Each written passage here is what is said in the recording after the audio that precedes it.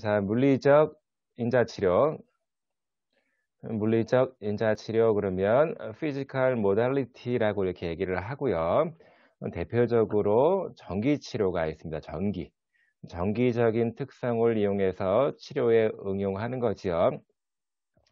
상대적으로 남학생들보다는 여학생들이 전기치료를 좀 더 어려워하는 것 같아요. 전기치료는 일렉트로테라피라고 얘기를 하고, 우리 몸은 사실 모든 세포와 모든 기능들이 전기적인 신호를 통해서 이루어지고 진행이 됩니다. 그래서 신체에 전기적인 특성을 주입을 해서 신체가 잘 적응할 수 있도록 만들어 주는 것이 우리는 전기치료라고 합니다. 다시 말해서 전기 자극을 몸에 통전시키는 거예요. 그래서 우리가 원하는 신체 반응을 이끌어내는 것. 주로 통증이 있을 때 많이 쓰고 있고요. 부종이라고 하는 거는 부은 거를 얘기합니다. 또 마비된 근육, 약화된 근육을 강화시키려고 하는 목적으로 쓰고, 어떤 경우에는 상처를 치료하거나 근육을 이완시키려고 하는 목적으로 씁니다. 되게 정기적인 특성이 주파수에 따라서 많이 달라지거든요. 그래서 사실은 전기를 통하게 한다라고 하는 거는, 전기는 분명히 극이 있죠, 극이. 그래서 들어가는 플러스 극, 마이너스 극이 항상 있습니다. 플러스 극과 마이너스 극에서 나타나는 그런 현상과 특성이 다르기 때문에 사실은 전기 치료를 조금 더 적극적으로 세밀하게 활용할 수 있으면 우리가 원하는 효과 이상으로도 많은 효과를 낼 수가 있고요. 기본적으로 전기 치료는 주파수에 따라 좀 다른 특성을 보이기도 합니다. 저주파, 주파수 낮다. 대개 이제 통증 치료에 주로 많이 쓰고 있고요. 주파수 중간 정도 범위에서는 근육을 자극하는 쪽으로 많이 쓰고 있는 것 같아요. 어쨌든 전기 치료는 물리 치료에서 상당히 많이 쓰여지는 방법이라고 볼 수 있겠습니다. 그래서 여러 가지 전기 치료 방법들이 있는데, 주로 많이 쓰는 많은 목적 중에 하나가 통증입니다. 통증. 아픈 거를 잊어버리게 하는 거. 뭐 예를 들어서 통증에는 분명히 원인이 있는데, 원인을 싹 제거해서 없앤다라기보다는 그 아픈 거를 좀 살짝 가릴 수 있게, 좀 덜 아프게 느낄 수 있도록 만들어 주는 게 전기 치료의 특성이고, 그중에 가장 많이 쓰는 것들이 텐스라고 하는 겁니다. 텐스. 이거는 약자로 좀 알았으면 좋겠어요. 트랜스큐테니어스 일렉트리칼 너브 스티뮬레이션. 트랜스는 통한다는 뜻이고, 큐테니어스는 피부라고 하는 뜻입니다. 피부를 통해서 전기로 신경을 자극한다. 텐스라고 하고, 시중에서도 많이 팔고요. 일반적으로 물리치료실에서 가장 많이 쓰는 통증 조절 전기치료 장비라고 볼 수 있습니다. 그런데 사실은 통증이 왜 이렇게 일어나고, 치료에서 통증을 왜 덜 느끼는지, 이런 것들을 명백하게 설명을 아직까지는 못하고 있어요. 그래서 통증에 관련된 여러 가지 이론들이 있는데, 그 중에 하나가 관문조절설입니다. 관문조절설이라고 하는 거는 중추신경계를 통해서 뇌로 이렇게 올라가는데, 말초신경으로 시작된 통증 정보가 척수를 통해서 뇌로 올라가게 되는데, 척수 부분에서 통증이 통과하게 되는 하나의 문이 있는 것 같더라. 다시 말해서 우리가 통증을 전달해 주는 신경이 있고, 또 다른 감각들을 전달해 주는 신경이 따로따로 있다라고 보고 있거든요. 그래서 우리가 흔하게 뭐 손이 아프다 그러면 아픈 쪽을 손으로 막 비비면 좀 덜 아프게 느끼잖아요. 이게 왜 덜 아프게 느낄까를 고민하다 보니까, 관문 조절설이라고 하는 건, 통증을 운반하는 신경 정보가 척수 부분에 있는 통증 관문을 통해서 뇌로 올라가는데, 이렇게 만지게 되는 다른 촉각적인 정보가 관문에 미리 도달을 해서 통증이 지나가는 그 신호를 막아준다. 이게 관문 조절설입니다.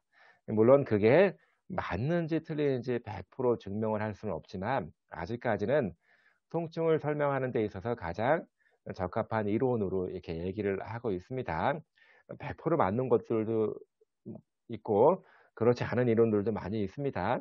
단지 그런 현상들을, 통증 관련된 현상들을 가장 잘 설명할 수 있는 게 뭔가를 봤을 때 관문 조절설, 비교적 좀 적합한 것 같더라라고 말하는 거고요. 그리고 내재성 아편 물질 분비, 뭐 엔돌핀 말하는 겁니다. 엔돌핀이 분비가 되면서 통증을 좀 덜 느끼더라. 뭐 이렇게, 이거는 이제 100% 근거가 있을 수도 있고, 이런 이론들은 설이잖아요, 설. 근거를 가지고 있는 것들도 있고 그렇지 않은 것들도 있습니다. 자, 그래서 임상에서 주로 많이 쓰는 통증 조절 전기 치료는 간섭파 전류 치료기, 인터피어런셜 커런트 트리트먼트라고 하는 거고, 고전압 맥동 전류 자극기 하이 볼테이지 펄스트 커런트 스티뮬레이션, 고전압이면 잘못하면 몸에 좀 위해가 가해질 수 있는 그런 거라서, 펄스드 맥동이라고 하는 거는 전기를 계속 통전하는 것이 아니라 짧은 시간 통전하고 끊어요. 다시 전기를 통하게 하고 다시 끊고, 이렇게 중간중간에 단속을 계속적으로 하는 것이 아니라 단속을 시켜서 통전 시간들을 조절해 주는 방법을 고전압 맥동 전류 자극기라고 하는 겁니다. 자, 그리고 미세 전류 치료기는 우리 몸은 무조건 세포와 세포로 연결될 때 정기적인 신호를 통해서 정보가 전달이 되고 있습니다. 반대로 얘기하면 이게 정기적인 정보가 미세하게 잘 흐르지 않으면, 전달이 안 되면 몸 어딘가에 문제가 생긴 거죠. 문제가 생기면 이렇게 소통이 안 되는 거죠. 그래서 생체 신호랑 비슷한 정도의 세기로 미세 전류로 자극을 해주는 겁니다. 그러면 손상된 세포를 조금 더 잘 복구할 수 있겠다라고 해서 시도되는 것이 미세 전류 치료기 맨스, 마이크로 커런트 일렉트리컬 뉴로머스큘라 스티뮬레이션이라고 하는 거고, 실제로 효과가 되게 좋은 거로 나오고 있습니다. 자, 그리고 주파수에 따라서 이제 전기적인 특성이 좀 달라지긴 하는데, 또 중간 정도의 주파수를 갖고 있는 전기 치료는 운동 조절, 근육을 자극하는 데 많이 씁니다.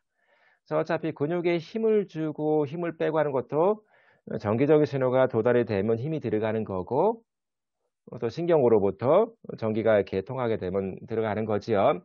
자, 그래서 마비된 근육이 그런 작동이 원활치가 못하기 때문에 그냥 직접 전기를 써서 근육을 자극해서 힘주도록 만드는 거예요. 자, 이게 바로 운동 조절 전기 치료입니다. 실제로 마비된 근육을 가만히 냅두게 되면 힘을 줄 일이 없기 때문에 그 근육 자체가 굉장히 위축되고 작아지고, 또는 나중에 힘이 돌아온다고 하더라도 힘주는 방법을 잊어버리게 되는 경우가 되게 많아요. 그래서 근육의 상태를 좀 온전하게 잘 유지하고 근력 수준을 좀 더 높이기 위해서 운동 조절 전기 자극 치료를 하고 있습니다. 다시 말해서 무용성 위축, 안 써서 생기는 근육 위축, 몸을 안 쓰게 되면 근육은 자꾸 작아들어요. 그래서 이거를 억지로, 자발적으로 쓰기가 어려우니까 억지로 외부에서 전기 자극을 통해서 근육 수축을 유도하는 겁니다. 이런 경우를 굉장히 병원에서는 많이 하고 있어요. 자, 그래서 이게 탈신경이라고 하는 거는 신경이 손상됐다는 뜻입니다. 신경이 전기 신호를 쫙 보내서 근육을 자극해야 되는데, 신경이 손상되고 퇴행된 것 때문에 잘 전달이 안 되고 근육을 수축을 못 시키는 경우를 탈신경이란 말을 쓰는 거예요. 원활하게 근육 수축을 못 하기 때문에 외부 자극을 통해서 근육 수축을 유도하는 거지요. 그래서 Electrical Muscle Stimulation 또는 Electrical Stimulation Therapy에서 EMS, EST 이런 말을 많이 쓰고 있고요. 실제로 이렇게 해서 근육을 자극해주는 물리치료를 많이 시행하고 있습니다. 자, 그리고 운동 조절 전기 치료에서 그냥 근육 덩어리 한 개 한 개를 근육 전기 자극으로 통해서 근육 수축을 유도할 수 있지요. 그래서 뭐 팔꿈치를 구부리거나 손가락을 구부린 거 따로따로 이렇게 자극할 수도 있고, 자, 우리가 이제 목적으로 하고 목표로 하는 거는 동작들을, 활동을, 기능을 만들어내는 게 중요하겠다라고 생각해서 기능적으로 접근하려고 하는 거잖아요. 그래서 이거를 근육을 한 개씩 한 개씩 자극해서 근육에 중점을 두고 하는 것도 중요하겠지만 여러 개의 근육을 타이밍을 다르게 해서 차례대로 순차적으로 수축을 하게 되면 전체적인 하나의 기능을 만들어낼 수 있겠다라고 해서 시도되는 것들이 신경근 정기 자극 또는 기능적 정기 자극이라고 하는 겁니다. 다시 말해서 정기 자극을 통해서 근육 수축을 유도해서 기능적인 것까지도 달성을 하려고 하는 겁니다. 예를 들어서 여러분들이 걷는 거를 한번 생각해 보세요. 걸을 때 먼저 엉덩관절 발을 앞으로 쭉 내고 동시에 무릎을 펴면서 발목을 딱 가져오면서 땅을 딱 딛잖아요. 자, 이렇게 엉덩관절, 무릎, 발목이 차례대로 이렇게 움직여지거든요. 그래서 그런 움직임을 전기 자극을 통해서 만들어내서 걷는 동작을 시뮬레이션 하려고 하는 것이 바로 FES, 기능적 전기 자극이라고 하는 거예요. 실제로 병원에서 많이 쓰고 있고요. 의료 수가로 다 인정받고 있기 때문에 굉장히 많이 활용해서 쓰고 있습니다. 자, 그리고 조직, 치유. 자, 우리가 운동을 심하게 하거나 아니면 동작을 심하게 하게 되면 눈에 안 보이게 근육 조직이 조금씩 망가집니다. 물론 그게 심하지 않은 경우는 금방 회복되고 복귀를 하겠지만 이렇게 누적이 되거나 계속 쌓여서 좀 더 심해지면 조직 자체가 치료가 되기 전까지는 기능이 좋아질 수가 없거든요. 그래서 조직을 치료해 주는 전기 치료를 또 할 수가 있는데 직접 조직이 치료될 수 있도록 환경을 만들어 주는 겁니다. 자, 그중에 대표적인 것 중에 하나가 이게 초음파 치료기입니다. 초음파. 초음파 여기 도자가 이렇게 생겼는데요. 이렇게 생겼고 자, 기계로 연결되어 있습니다. 여기서 초음파가 이렇게 막 나와요. 나와서 초음파는 어떤 음파적인 진동을 가지고 있잖아요. 그래서 초음파가 막 나오면서 안쪽에서 세밀하게 세포끼리 막 움직여지면서 서로 마찰돼서 열을 발생시키는 그런 치료입니다. 아주 세포, 몸의 깊숙한 부위에서 열 치료를 할 수 있게 해주는 것들인데 열 치료 그러면 대부분 핫팩, 열찜질을 생각할 겁니다. 자, 그런데 열찜질 자체는 피부를 통해서 열을 전달시키고 있는 거잖아요. 그래서 찜질을 하게 되면 따끈따끈하고 따뜻한데 사실 열 센서는 피부에만 있습니다. 그렇다는 얘기는 찜질을 하면 따끈따끈한 거는 피부에만 열을 주기 때문에 그렇습니다. 다시 말해서 찜질을 통해서 피부를 통과해서 심하게 뭉쳐있는 근육까지 열이 전달될 수가 없다는 뜻이에요. 단지 전체적인 피부 자체를 데피면서 체온이 올라가게끔 유도하는 역할밖에 안 됩니다.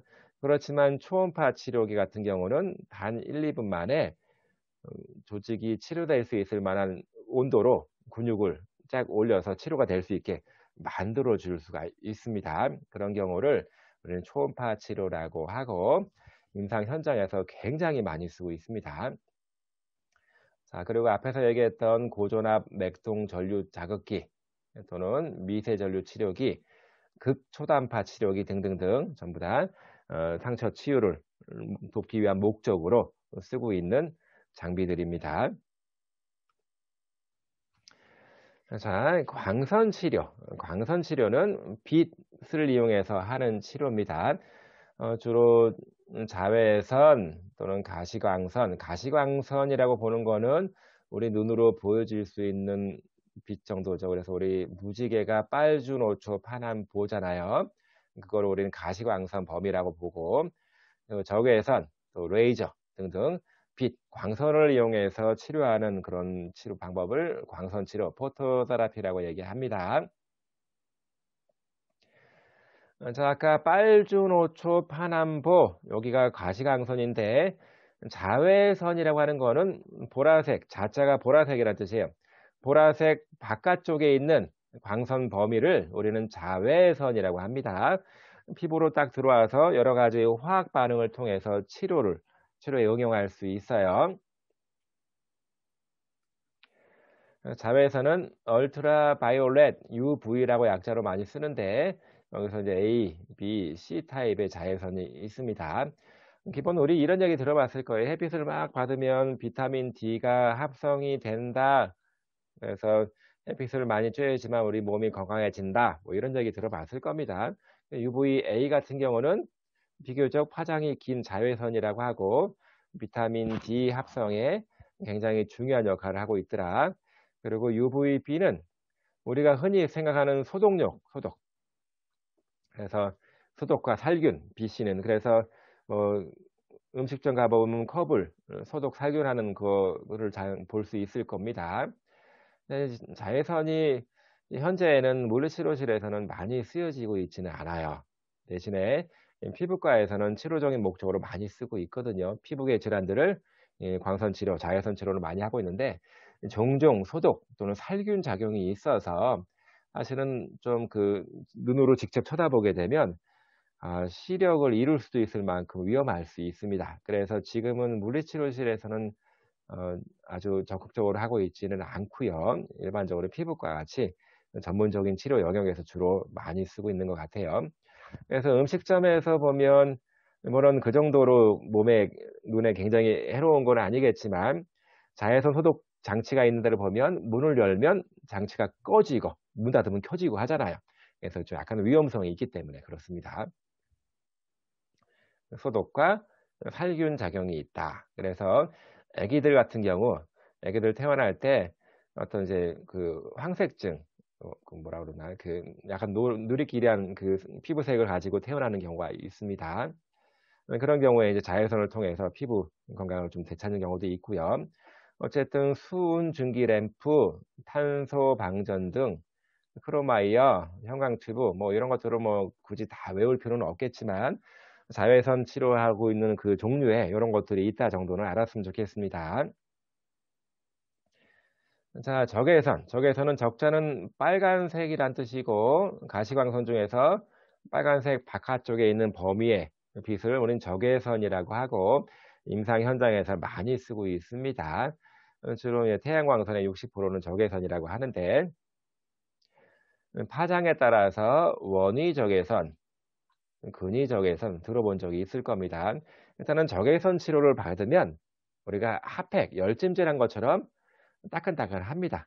그래서 열 효과가 있어요. 그래서 혈액순환을 증가시켜서 아픈 거를 좀 없애는데 도움이 되는 것 같더라. 자, 그런데 이제 표층이에요, 표층. 이게 햇빛이 그 적외선 빛이 막 쪼여지게 되면 피부에서 복사가 되면서 복사열이 발생을 합니다.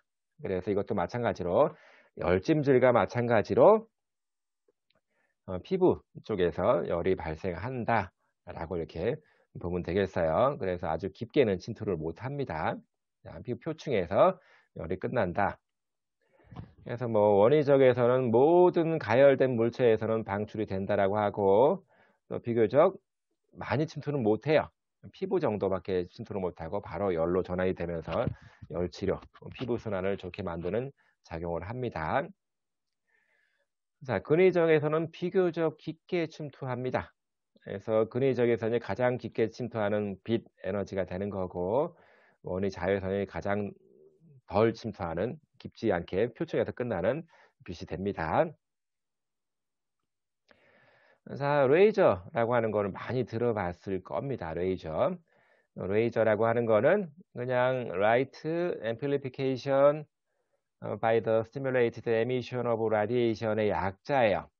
길죠. 그 약자를 몰라도 되고 그냥 레이저라고 알면 좋겠습니다.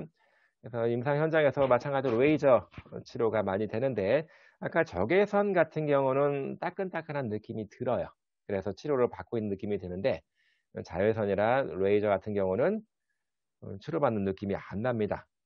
레이저도 마찬가지로 눈으로 직접 쳐다보거나 눈에 레이저를 맞게 되면 사실은 눈 건강에 굉장히 해로울 수가 있기 때문에 기본적으로 자외선 치료라든가 레이저를 할 때는 그 빛이 통과하지 않는 안경을 쓰고 해야 됩니다. 안경을 쓰고 해야 됩니다. 그래서 빛 에너지를 되게 증폭을 시켜서 그거를 피부로 투여를 해주는 레이저 광선을 가지고 투여를 해주는 겁니다.